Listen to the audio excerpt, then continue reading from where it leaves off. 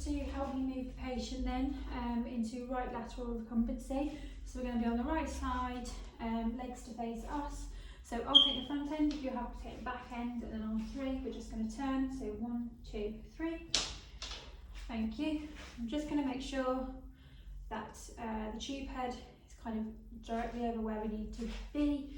So we need to come slightly up towards me. So if you're happy, just help me slide towards me slightly. On 3, 1, 2, 3. Thank you. Looks better. And then I'm just going to use my positioning aids. So we're going to use foam wedge under the sternum, and then a foam wedge just under the lumbar region, just to make sure the spine isn't slumped and it's not rotated. I'm going to use a wedge under the limbs, make sure the limbs are extended, how the forelimbs are extended cranially.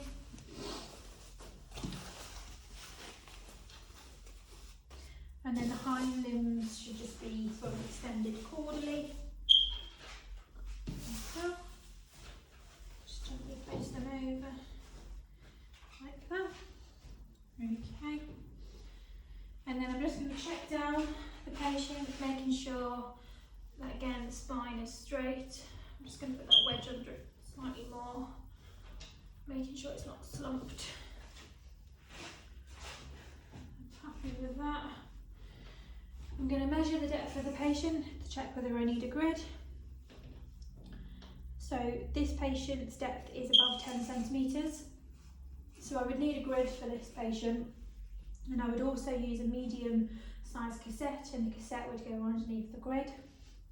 So for my collimation and centering, I'm going to collimate cranially to include the thoracolumbar junction, and then caudally to include the lumbar sacral junction, then dorsal skin surface, and then ventral mid-abdomen. And then I'm going to centre on the mid-lumbar spine by palpation of the vertebrae. So I'm just going to feel the vertebrae, and I'm going to centre mid-lumbar spine.